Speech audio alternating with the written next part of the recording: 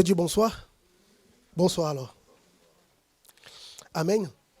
Si on peut mettre le thème d'aujourd'hui, on va parler au sujet. On a commencé la semaine dernière au sujet de l'humilité.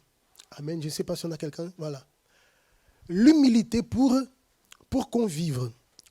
Vous voyez que Dieu nous laisse toujours bien clair. Et ça, c'est le chemin que nous devons suivre. C'est la vision que nous devons avoir. Regardez, considérez de quelle façon nous vivons la communion avec Dieu. Prendre les bases qui font cette communion avec Dieu et appliquer cela au mariage. Parce que Jésus représente qui? L'époux, et l'Église représente l'épouse. Donc si on s'appuie sur les bases de cette relation qui existe, de l'alliance que nous avons avec Dieu, on l'applique à notre mariage, alors il est impossible que le mariage ne puisse pas être un mariage véritablement comme Dieu désire. Amen. Alors, dans cette relation, vous voyez que Dieu est un Dieu qui choisit. Et l'humilité, je dirais, est une des vertus, une des qualités qui attire l'attention de Dieu. Dieu, d'ailleurs, la Bible dit, Dieu dit, je suis humble de cœur. Et Dieu cherche des personnes qui soient quoi? Qui soient aussi humbles, des personnes qui manifestent l'humilité. Dieu est humble de cœur. Nous aussi, nous dépouillons de nous-mêmes et nous manifestons envers Dieu constamment l'humilité. Alors, ce mariage avec Dieu, cette alliance avec Dieu, elle reste ferme. Elle va jusqu'au bout. Saül, le premier roi d'Israël, le reproche que Dieu lui a fait est le suivant. Dieu a dit le suivant. Saül, lorsque tu étais petit à tes yeux, ça c'est quoi ça? Humilité. Lorsque tu étais petit à tes yeux, je t'ai choisi et j'ai fait de toi le roi d'Israël. Mais maintenant, en d'autres mots, Dieu lui dit, maintenant tu te vois grand à tes yeux. Ça veut dire quoi? Tu es devenu orgueilleux. Au point de ne plus faire ce que je dis. Alors cette alliance qu'il y avait entre Saül et Dieu a été quoi? A été brisée à cause de l'orgueil. Parce que Dieu est humble. Et il veut faire cette alliance avec des personnes qui manifestent quoi? Le même caractère, l'humilité. S'il n'y a pas d'humilité, cette alliance, elle ne tiendra pas. Dans le mariage, s'il n'y a pas d'humilité, cette alliance ne tiendra pas. Les deux peuvent beaucoup s'aimer. Ah, je t'aime beaucoup, tu es la femme de ma vie, tu es l'homme de ma vie. Pas de souci. Mais s'il n'y a pas l'humilité, arrive un moment, ça ne tient pas. Parce que si avec Dieu, ce manque d'humilité conduit, amène la personne à briser cette alliance, alors si le mariage est à l'image de ce que Dieu a avec l'Église, donc la même chose se reproduit dans le mariage. D'où l'importance pour nous de chercher constamment à manifester ce sentiment d'humilité. Tous les hommes et les femmes avec qui Dieu a travaillé, ce sont des personnes qui ont toujours manifesté quoi? L'humilité. Saül a manifesté au début, mais après, il a laissé l'orgueil prendre le dessus. Alors il s'est perdu. Mais tout ce que Dieu choisit, une des choses qui attire son attention pour faire cette alliance, c'est l'humilité. Amen. Le verset, s'il vous plaît. Il dit, dans le livre de Luc, chapitre 1, verset 38. Marie dit, je suis, vous connaissez, lorsque l'ange Gabriel est venu annoncer à Marie qu'elle serait enceinte, vous connaissez l'histoire. Marie dit, je suis la servante du Seigneur, qu'il me soit fait selon ta parole. Et l'ange la quitta. Et Marie dit, mon âme exalte le Seigneur et mon esprit se réjouit en Dieu, mon Sauveur. Parce qu'il a jeté les yeux sur la bassesse de sa servante. Il a jeté les yeux sur la bassesse de sa servante. Vous voyez que le rôle que Marie aller accomplir, tu es quelque chose de quoi? D'extraordinaire. Dieu avait besoin de trouver une personne qui soit quoi? Qui soit humble. Bonsoir. Et on voit ici dans ces versets que ce qui attirait l'attention de Dieu, c'était cet esprit humble qui avait en Marie. Aujourd'hui, il y a beaucoup de femmes qui admirent cette femme, oui ou non? Cette femme de Dieu. Mais qui pourrait manifester cet esprit? Parce qu'imagine, comme tu as bien parlé, elle avait comme Dieu il avait comme projet apporter dans le monde le Fils de Dieu. Donc, comment on peut dire ça? Pour jouer ce rôle-là, ne pouvait pas être n'importe quelle femme. Parce que imaginez si Marie elle était une femme orgueilleuse. Elle allait prendre toute cette gloire pour qui? Pour elle. Donc, Dieu, lorsqu'il a vu cette vertu, si on peut dire comme ça, en elle, tout de suite, cela, comment on dit ça attirait l'attention de Dieu. Et cette règle, elle est très importante aussi dans la vie sentimentale. Parce qu'une personne qui n'est pas humble, imagine, c'est insupportable d'être à côté de quelqu'un qui est orgueilleux. On va parler quelque chose, on n'a même pas fini de dire la phrase. Je sais. Tu sais déjà. On dit je sais, ça casse. La personne, elle peut être la personne la plus humble, la plus calme. Mais quand on est devant une personne comme ça, on n'a pas envie.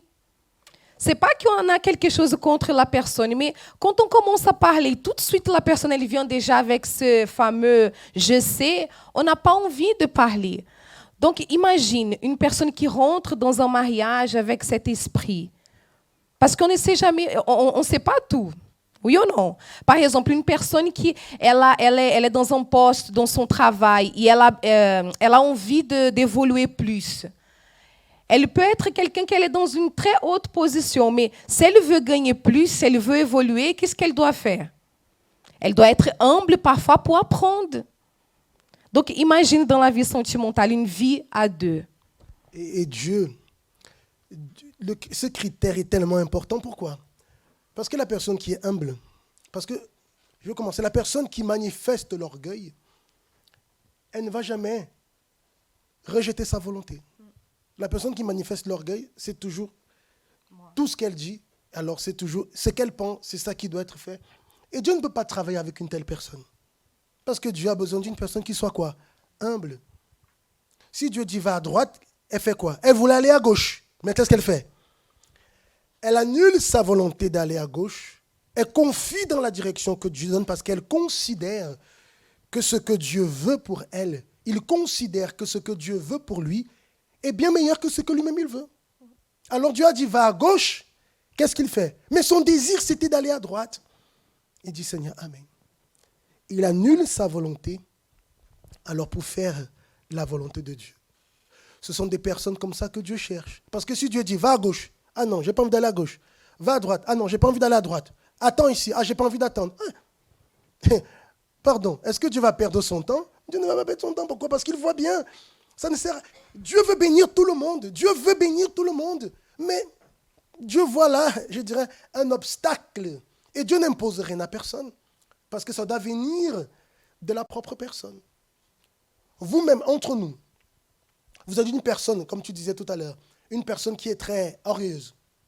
Et parfois, lorsqu'on dit orgueil, ce n'est pas forcément la personne. Non, ce n'est pas ça. Parfois, l'orgueil se manifeste dans une parole. La personne a dit quelque chose, vous ne dites plus rien. Pourquoi? Parce que cette parole est venue chargée de quoi? Chargée d'orgueil. Parfois, une réaction de la personne, vous voyez déjà. Vous faites un reproche à la personne, et vous voyez déjà la personne fait. C'est inconscient. Mais parce qu'à l'intérieur, ça fait quoi? Ça ronge. Alors la réaction, le corps déjà là, en d'autres mots comme ça. Ça c'est quoi? Notre orgueil parle. Nous tous, on a un fond d'orgueil. Parce que lorsqu'une personne, par exemple, vous fait un reproche, est-ce que vous souriez à la personne? Oh, quel reproche merveilleux tu viens de me faire. C'est ça? Qu'est-ce qui arrive à l'intérieur? Ça fait quoi? Nous tous, ça fait quoi? Ça pique. Oui ou non? Vous avez acheté une nouvelle robe. Et vous voulez que la copine vous dise, oh, elle est belle ta robe.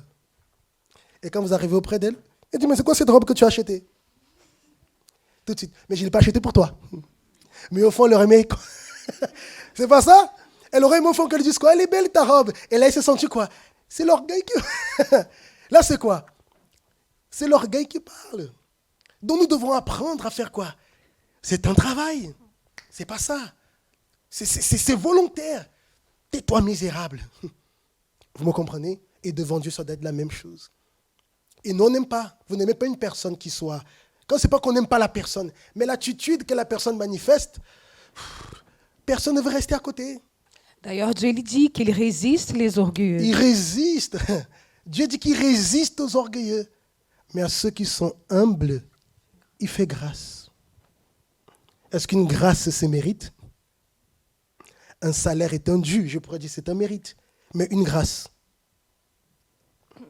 Vous me comprenez? Mais à cause de cette attitude d'humilité devant Dieu, alors Dieu fait grâce.